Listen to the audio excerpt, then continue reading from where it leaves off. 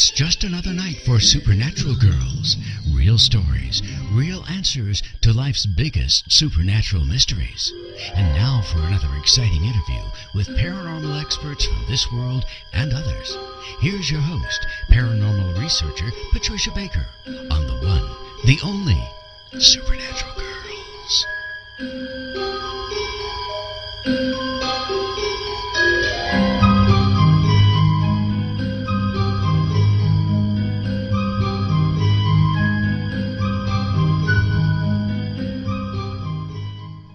Welcome, everyone, to another exciting episode of Supernatural Girls Radio.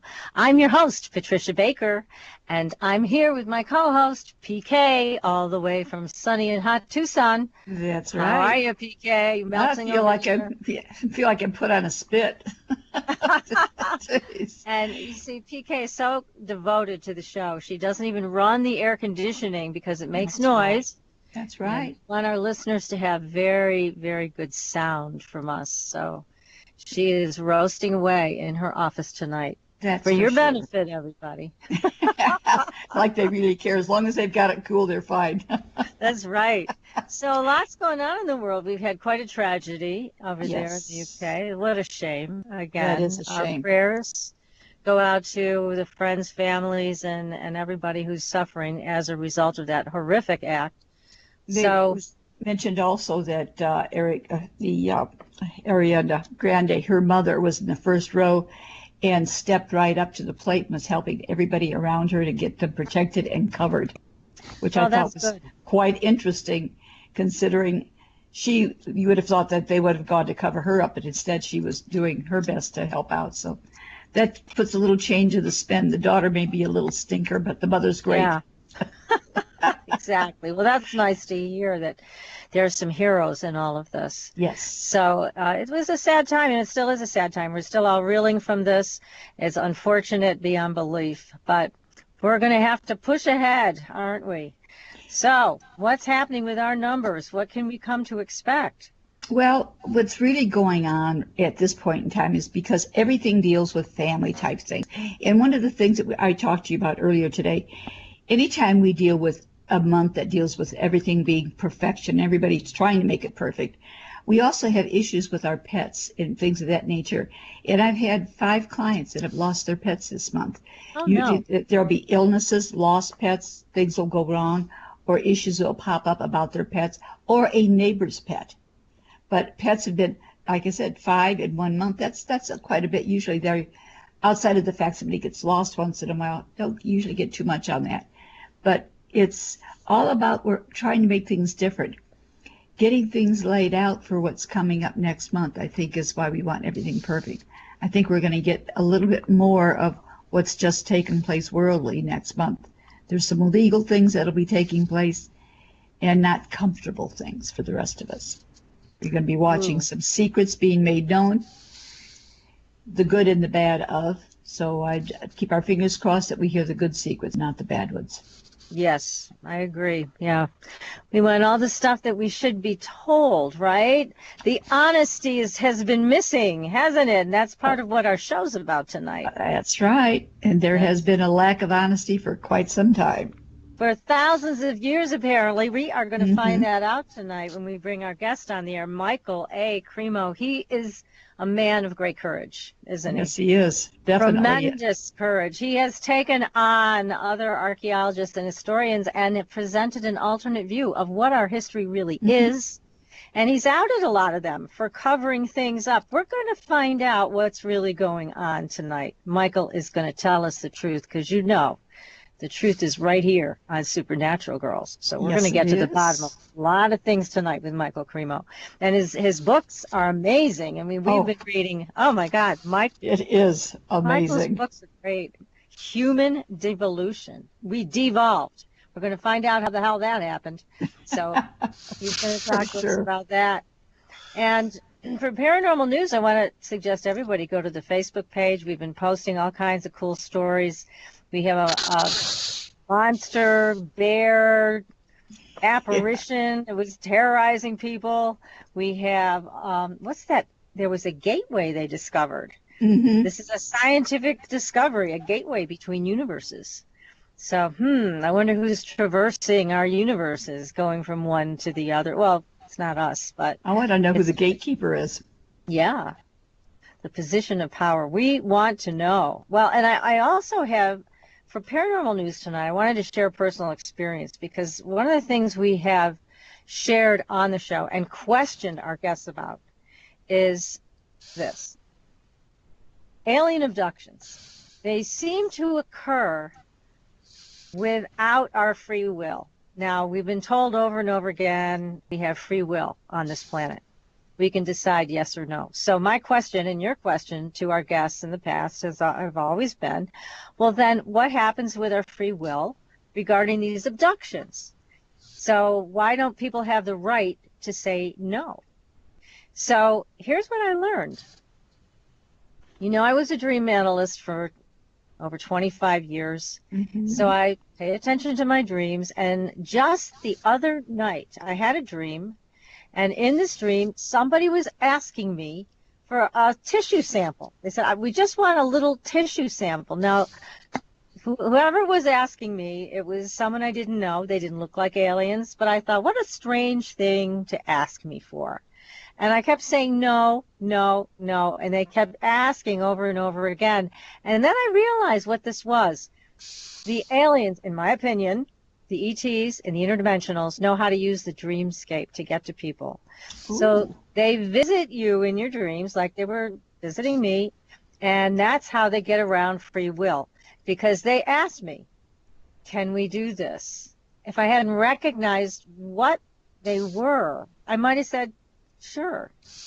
But in fact, most people are unconscious. They don't remember their dreams. They don't do their dream work. Naughty, naughty. And here's the result. So these aliens, in my opinion, and interdimensionals are getting permission in the dream world so they can do whatever they want. Once they have that permission, they can take whatever samples they want. It's a good reason to do dream work, everybody. Yeah, I guess so. Yeah, because, this is not a war of bullets. This is not anything. You can't do anything with weaponry with these people, unless you're John Edmonds and you have a big sword. Remember him? That's His for samurai sure. sword came in handy. But most of us don't have access to that. We don't have the ability to use weapons like that. And so how do we fight against this? So this is how. The more conscious you become, the more aware you become when you're dreaming. That's your protection. So that's what to do, everybody. That's what to look for. And I have a dream book. It's on Amazon. It's very short, very sweet. Just like, here's what you need to do to start remembering your dreams. Here's what you need to do to become more aware in your dreams. So go look it up. It's easy enough to download and get busy on it. This is your protection. Oh, it makes good sense. Well, Yes. The easy things are usually the hardest for us to get into doing, aren't they? Well, yeah. All we have to do is start making a list of what we put out. But you know what? I'm seeing a lot of people that are incredibly lazy. And not our audience, of course, because our audience. Of course not. But a lot of people are lazy and they don't want to put the time into keeping a dream journal or remembering their dreams. It's like too much trouble. They'd rather be on their iPhone, which you can write your dreams down on your iPhone too if you want. That's easy enough to do. Speaking of that, next month, because it's a 7 Universal month, there's going to be a lot of dreaming going on. A lot. Okay. Big time. So get your paper ready, people. That's right. That's right. And PK, you have some classes coming up. Yes, I'm going to start teaching some additional numerology classes. I'll post them on my webpage, patriciakirkman.com, after the first week of June. And I'm going to be doing the Mystic Messenger Psychic Fair the 4th of June. Excellent. So if you're in the Tucson area, you know where to go for the Psychic Fair. We'll announce it again so you don't miss it. And you'll also see it on PK's website. So all kinds of fun things to do to raise your awareness. You know, don't let yourself stay asleep. Wake up. Or dream. One of the two. Wake up in your dream. How's that? That's even better. Yeah, I like that idea. That's a new switch. Okay. So go to our Facebook page and give us a like, follow us. Follow us on Twitter. We've got lots of things coming up, lots of things tonight you're going to be very excited to hear. So this book, Human Devolution, it's beautiful. It is. Beautiful. And it's filled with information that is going to rock your world. So we highly recommend you get that. Also, other books that Micheal has written, Forbidden Archaeology. We're going to talk about some of that as well. Mm-hmm. Now, I'm going to read you a little bit about Micheal because he's very impressive. Yes, he is. Okay. Yes. He is a research associate, and he specializes in the history and philosophy of science. He is a member of the World Archaeological Congress, the European Association of Archaeologists, the History of Science Society, and the Philosophy of Science Association. This man has taken on traditional history, and he's going to tell us the truth tonight. So, Micheal Cremo, welcome to the show. Good to be with the Supernatural Girls and everybody who's listening and watching. Thank you. It's our pleasure to have you. Definitely. This is amazing what you've done. You've really outed a lot of things. Now, what got you interested in this? Well, that may have something to do with the way that I was raised. You know, my father was an intelligence officer in the United States Air Force, so that meant a couple of things for me as I was growing up. One thing it meant is that our family was moving to a lot of different places around the world and around the United States. So one effect of that was that I came to understand there's more than one way to look at things. You know, I got exposed to a lot of different cultures and worldviews as I was growing up. And the one that most fascinated me was the spiritual worldview of ancient India. And eventually I became the disciple of a guru from India. And as part of that, I began studying the ancient Sanskrit writings of India, especially the historical and cosmological writings, which are called the Puranas. And therein, I learned many things that were quite different from anything I'd learned from my teachers in high school or university. One thing I learned from these ancient writings is that our human presence on this earth goes back many millions and millions of years, all the way back to the very beginnings of the history of life on earth. You know, from my teachers in school, I had always learned something quite different, namely that humans like us first appeared less than 200,000 years ago on this planet. Before that, there were no humans like us, just more primitive ape-like human ancestors. So I began to wonder how I should react to these writings, to the information that was in them, which is found not just in the ancient Sanskrit writings of India, but in most of the ancient wisdom traditions of the world. They all speak of a very ancient human presence on this planet. So I had to ask myself, is this mythology, or is there perhaps some factual basis for it? So that's what got me looking into the history of archaeology. You know, if you look in the current textbooks, you're only going to find the discoveries that support the current dominant paradigm, the one that's prevalent in the scientific world today. But I decided I'm going to look beyond the textbooks. And here again, maybe there was some influence from my family background. I grew up among people in the intelligence services, diplomatic service, military service, and I could understand from a very young age that, yes, there is such a thing as secret knowledge. There are things going on in the world that most people simply aren't aware of. You know, maybe it's leaked from time to time, but in general, it's kept out of sight. So I decided, let me look beyond the textbooks. Let me look into the original scientific reports by archaeologists, geologists, paleontologists, and other scientists who are digging into the earth.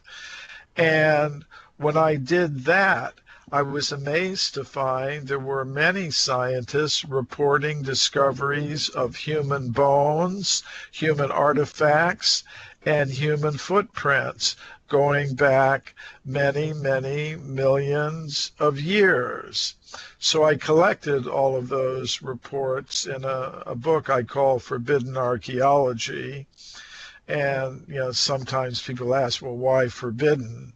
It's because it's outside the box in terms of mainstream thinking. And this evidence has been subjected to what I call a process of knowledge filtration.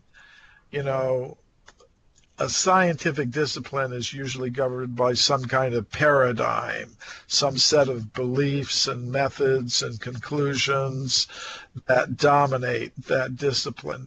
And reports of evidence that conform to that paradigm will pass through the knowledge filter very easily. But if you've got evidence that radically contradicts a dominant paradigm, it tends to be filtered out. And by that, I mean it's ignored, it's dismissed, it's hidden away, sometimes even suppressed. Well, it sounds like from your books that we've read that the archaeologists, some of them, were burying things just as fast as they were uncovering them. Some of these things, like you've just been talking about, that don't fit in to their view of what our history is. Yeah, well, I could give you a couple of examples of that. As I said, I look into the history of archaeology, and some of the examples I give are from the earlier history and some from more recent times. One of the fascinating cases from the early history of archaeology is the California gold mine discoveries. In the 19th century, gold was discovered in California. Miners came from all over the world to get it, and they were digging tunnels into the sides of mountains like Table Mountain in the Sierra Nevada mountains near the town of Sonora in central California. And deep inside these tunnels, the miners were finding human bones and human artifacts. They were finding obsidian spear points, stone mortars, and pestles. And what makes these things really interesting to me is they were found in layers of rock that modern geologists tell us are about 50 million years old, which is really quite astonishing. And these discoveries came to the attention of Dr. J.D. Whitney, who was the chief government geologist of California. So he went and investigated these cases, carefully studied the conditions under which the discoveries were made, and he wrote a massive report about them that was published by Harvard University in the year 1880. But we don't read about these discoveries in today's textbooks because of the process of knowledge filtration I was talking about. And one of the scientists most responsible for the knowledge filtering in this particular case was Dr. William Holmes, who was an anthropologist working at the Smithsonian Institution. And he said, or wrote, if Dr. Whitney had understood the theory of human evolution, he wouldn't have published that report. He wouldn't have come to those conclusions that humans had lived in these very ancient times. In other words, if the facts did not support the dominant theory, the facts should not have been published. They should just be cast into oblivion, forgotten, and basically that's what's happened. But some of the artifacts from the California gold mines are still in the collection of the Museum of Anthropology at the University of California at Berkeley. They're not displayed to the public. They're kept in a storage building several miles from the museum. But I did get permission from the directors of the museum to study and photograph them, and they are still there. I also went into the mountains of California, and I was able to relocate some of the old 19th century gold mining tunnels where these objects were originally discovered. So it should be possible to do more research there and uncover more of these things. Absolutely. But they don't welcome that, do they? They don't welcome that with open arms. They're going to just try to bury it again. Absolutely. And here's a case from the very recent history of archaeology. It may seem a little insignificant when I tell you what it is, but it illustrates how this knowledge filtering process operates. In 2016, just last year, archaeologists working at Olduvai Gorge in the country of Tanzania in East Africa found a small piece of bone. Actually, it was a finger bone, the bone of the finger here. Small bone. It was found in layers of rock 1,800,000 years old. The archaeologist who discovered it very carefully measured this bone. They did all kinds of measurements on it. Then they compared the measurements to the same bone, the same finger bone of all different species of apes, monkeys, ape men like Australopithecus and Homo habilis, and anatomically modern humans. And they found that this finger bone fit in the anatomically modern human group, and it was different from the same finger bone of any species of ape or monkey or ape man like Australopithecus or Homo habilis. But what they said in their scientific report was very interesting. They said, okay, we discovered this finger bone. It's exactly like that of an anatomically modern Homo sapiens, but we can't call it Homo sapiens because it was found in layers of rock 1,800,000 years old, so it would be too old. It just shows you how the psychology works. Sometimes scientists can be staring evidence for extreme human antiquity right in the eye. It's right in their hands. They're looking at it. It's human.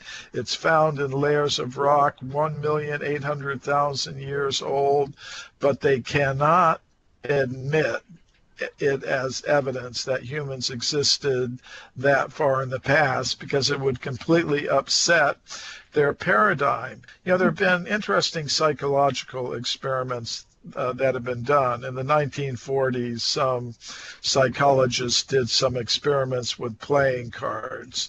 What they did is they modified some cards in a deck. Say if you have a 6 of hearts, normally it would be red. They painted it black. Or if you have a 4 of spades, normally it would be black. They made it red. And they put a few of these altered cards in a deck. And then they would show the cards in the deck one after another to people, asking them if they could notice anything. And no one noticed that those cards didn't fit.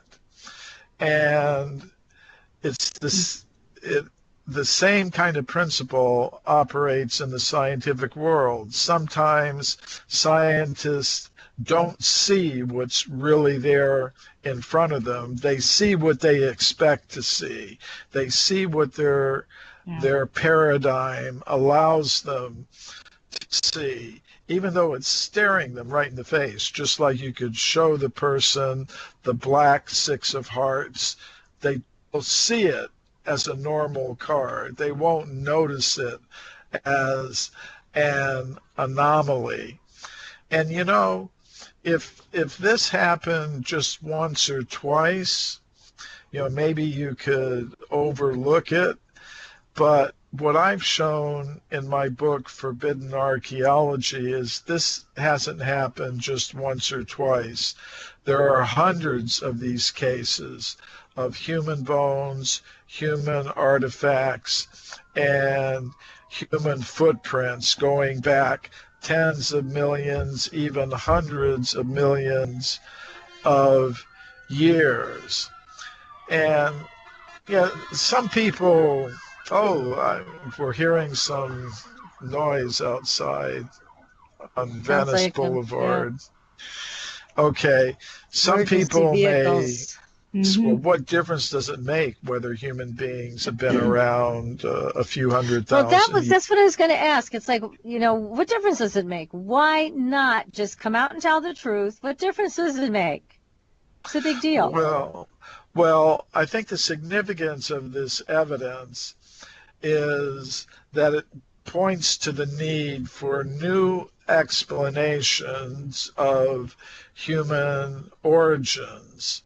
And the fact is that those alternative explanations generally involve something that goes beyond the material, that goes into the realm of what you would call, or some people would call, the paranormal, but which probably many of your viewers would consider to be the real normal. In other words, something that goes beyond materialistic, reductionistic kinds of scientific explanations, something that involves non-material principles. And they don't like that very much. You know, And today, they've also most destroyed scientists- things, haven't they? Yeah. I mean, they've also just actually destroyed. We've heard rumors, and we're hoping Right. you'll be able to tell us what you know about this. But we've heard rumors that even museums have been known to actually destroy things that were brought in that they feel didn't follow the rules of what they think happened. Is that true? Has that really happened? Things like that do happen. Things do get destroyed. Sometimes it's due to war or civil disturbances. A lot of this is happening in the Middle East now, where archaeological monuments and museums are being looted and destroyed. But That's terrible. that's another thing. But what you're talking about is something that's maybe even more sinister. And sometimes objects do go missing from museums. I'll give one example. In my book, Forbidden Archaeology, one of the most extreme anomalies that I included in the book was some round metallic spheres that come from a mine in South Africa near a place called Ottosdal in the western Transvaal region. You know, these objects are 1 or 2 inches in diameter. The most interesting feature of them is the parallel grooves that go around the center of each object. So in my book, Forbidden Archaeology, there's a picture, a photograph of one of these objects with the grooves going around its equator. These And things we're just gonna take a short break, so we're gonna hear more about these spheres and the parallel lines on them when we come back, because this is fascinating. We have so many questions for you, Micheal. So everybody, stay tuned. We are speaking with Micheal Cremo. He's the author of some very amazing books about our past, Human Devolution and Forbidden Archaeology, and more. You can find them all on Amazon.com. And if you have any questions for Micheal, you can type them into the chat room. I'll be happy to ask them on your behalf. If you want to see us live, go to irnchat.com, go to menu, and click on Tube. You'll be able to see us there. So hang tight, everybody. We're going to take a short break. We'll be right back.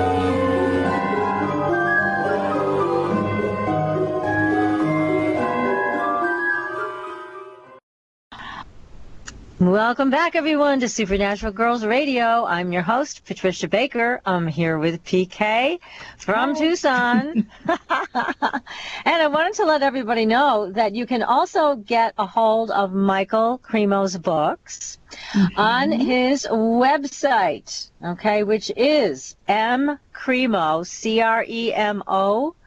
CREMO.com. And they also have a limited time offer.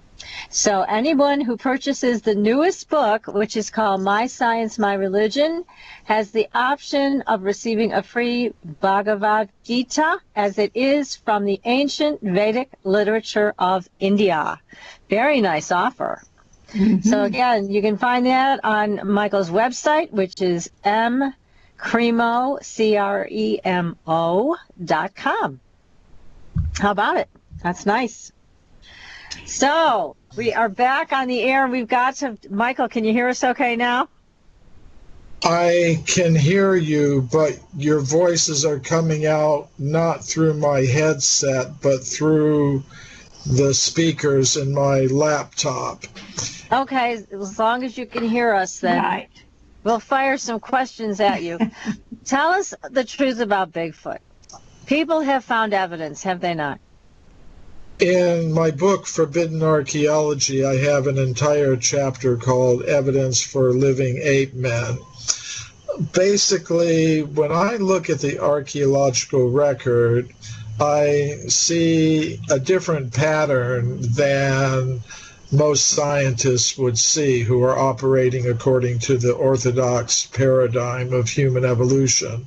They would see an evolutionary pattern where millions of years ago you have some primitive apes and monkeys, then those are followed by what we could call ape men, for lack of a simpler term. I mean, hominins is the technical scientific word for ape men. And then finally, about 200,000 years ago, you would see humans like us, anatomically modern Homo sapiens.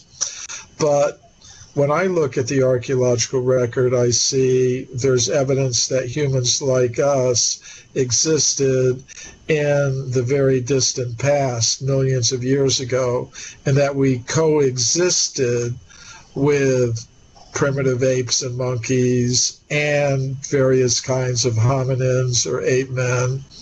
And I think the same is still true today. I think even today, we're still coexisting on this planet with apes and monkeys and various kinds of ape men. And it's another field in which there's been a tremendous amount of knowledge filtration. Nevertheless, there are scientists who have reported evidence for living ape men. They call them by different names in different parts of the world. In North America, they call them Sasquatch or Bigfoot. In Central Asia, they call them the Almas. In the Himalayan regions, they call them the Yeti. There are different names for them in different parts of the world. And there's a tremendous amount of evidence for the fact that we are still coexisting with ape men and apes and monkeys as we have in the past. Now, there are researchers who have had paranormal experiences in connection with these ape man-like creatures. And in my studies of the ancient Sanskrit writings of India, I see something similar. The ancient Sanskrit writings of India describe that millions of years ago, there were, in fact, creatures with ape-like bodies, human-like intelligence, and paranormal powers, like the ability to fly unaided through the sky, communicate telepathically, and things of that sort. That is incredible. And so here we are today with people that claim to be in contact with Bigfoot, and I again see it.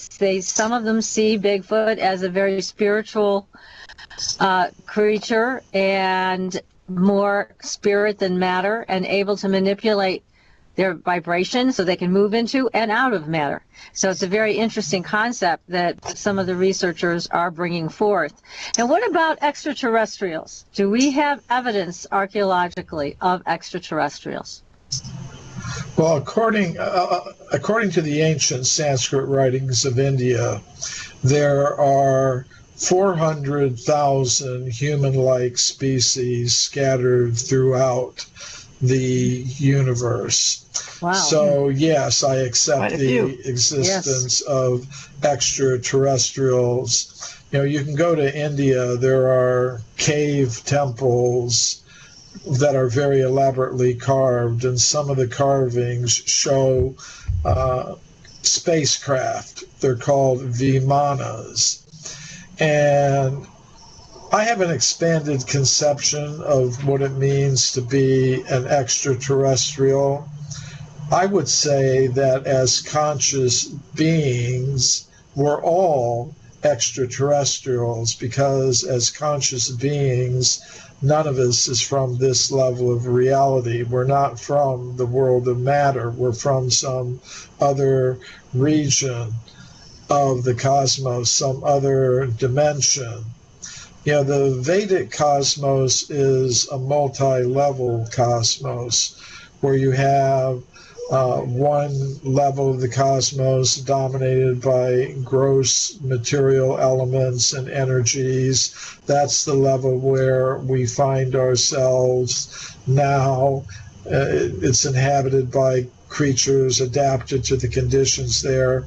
Beyond that, there's a more subtle realm of different intellectual and mental energies. It's inhabited by beings adapted to the conditions there. So there are extraterrestrial beings from that level. And then there's what I call the level of pure consciousness. And there are extraterrestrial beings from that level of reality. And on all those different levels, they have craft in which they can travel through the different levels and around the different levels.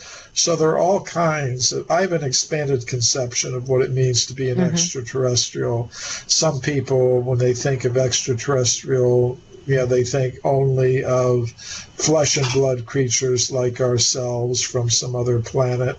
And I think such creatures do exist, but I don't think that's the end of what it means to be an extraterrestrial. I think you could also call them extra-dimensional beings, if you like. Sure, that makes sense. Now, here's another question for you.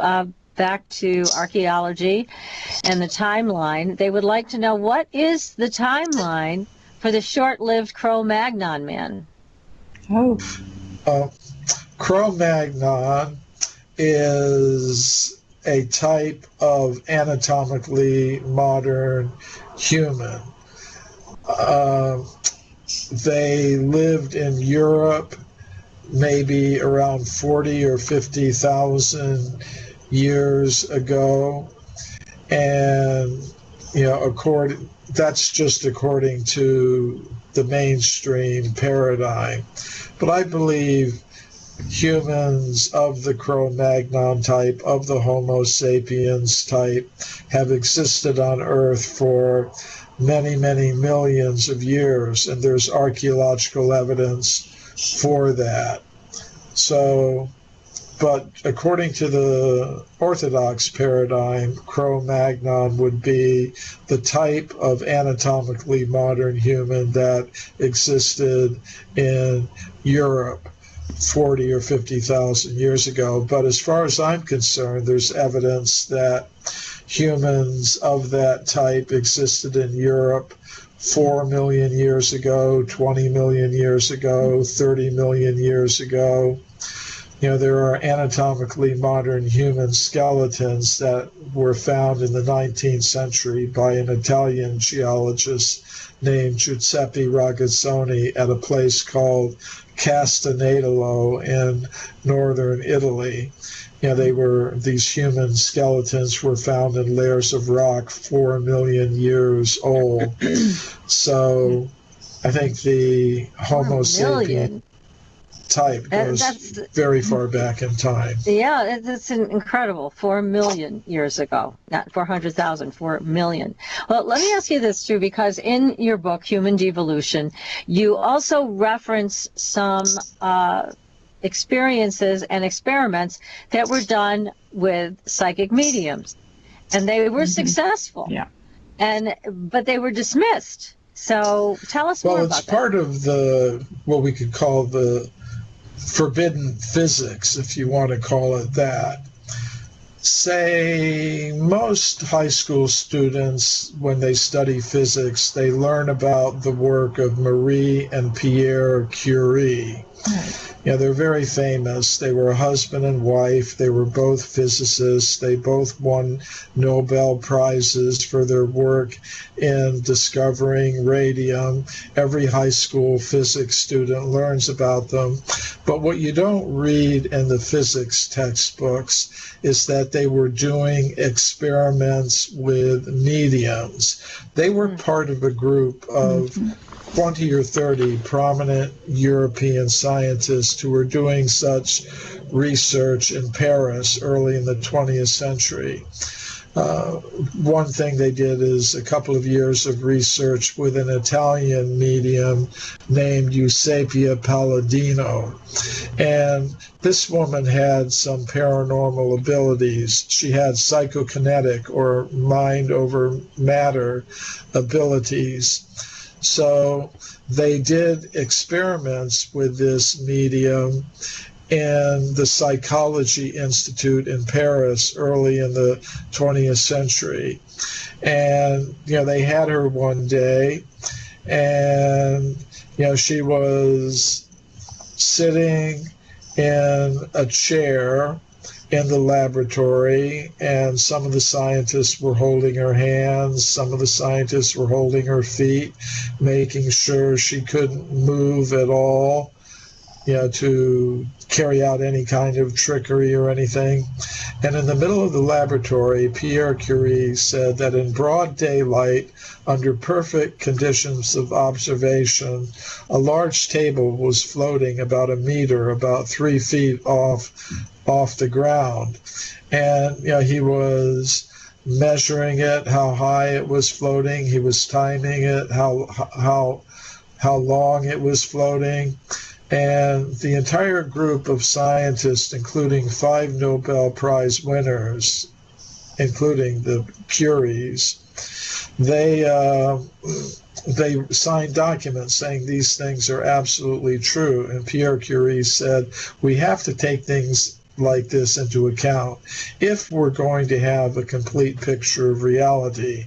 And I agree with that. But because of this knowledge filtering process, this kind of evidence is absent from today's textbooks, and it's categorized. I mean, people don't even know about it. They don't know the real history of physics, the real history of science. If they did, what we're now calling the paranormal would be accepted as part of the normal world of physics. I once was giving a lecture about this hidden history of physics at a university in Europe, and my audience was about 100 professors of physics and graduate students of physics. So I went through this whole hidden history of physics, including the work of the Curies.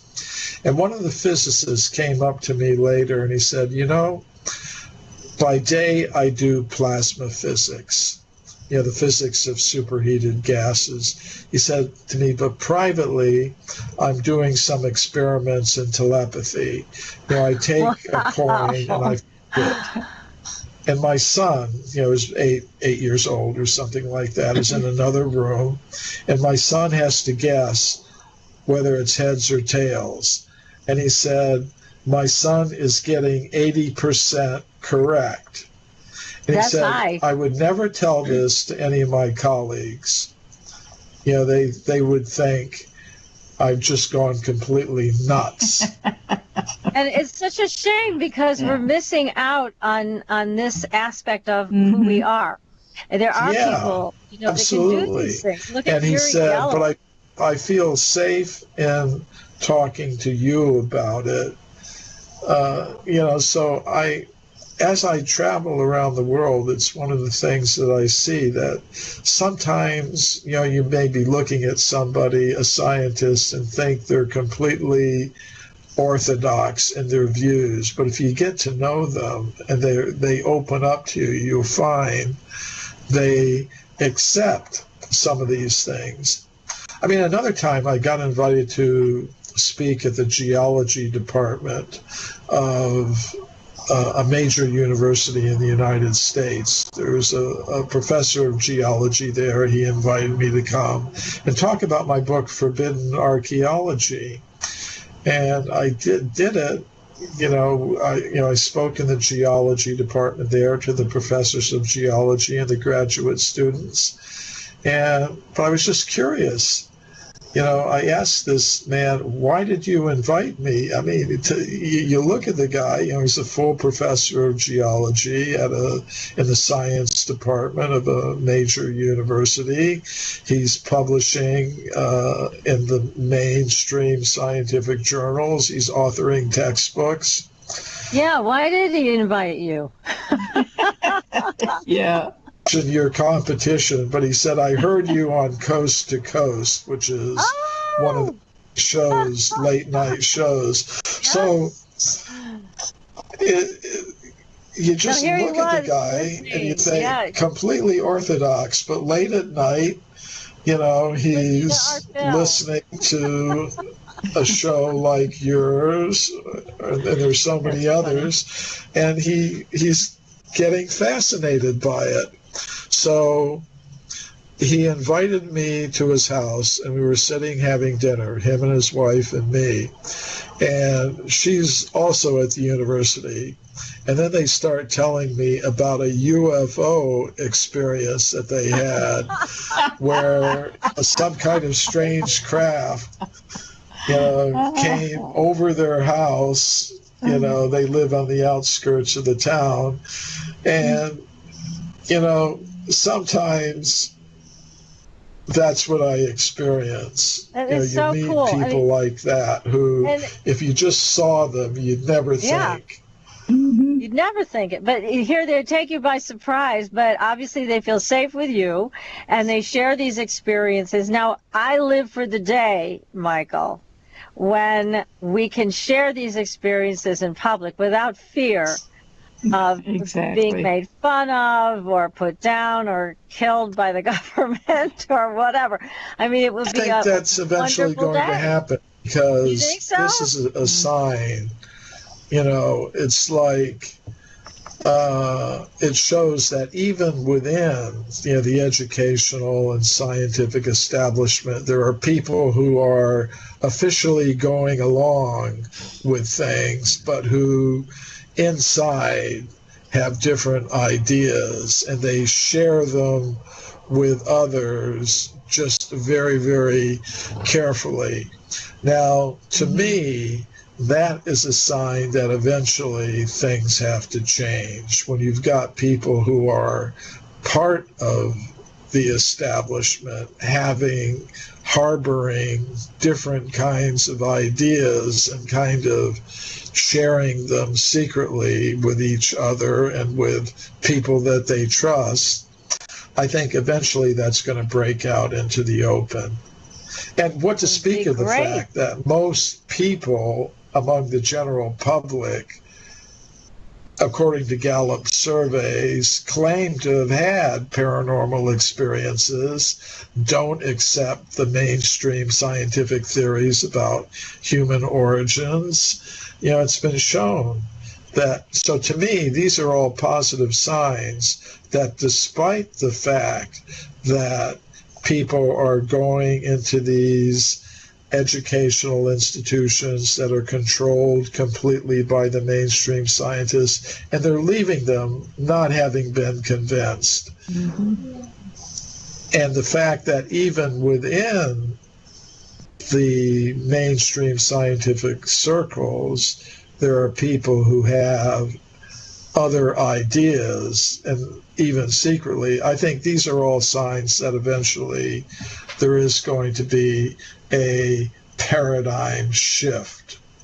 There's going to be some tipping point where it all adds up to a quick shift. That's a great thing. I mean, we really, really hope for that, because it makes all of this so much easier. I mean, it's so much easier to talk about this. You know, part of the problem that we have encountered on this show, when people talk about seeing Bigfoot or seeing Dogman or seeing any of these other creatures, is they feel so isolated if they can only talk about it here on the show, or Right. like you mentioned, tell a few trusted people.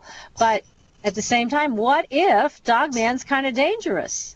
We're definitely at a disadvantage if we don't accept that this person did in fact see something and have an experience with a creature or being, whatever you want to call them, that might in fact be threatening.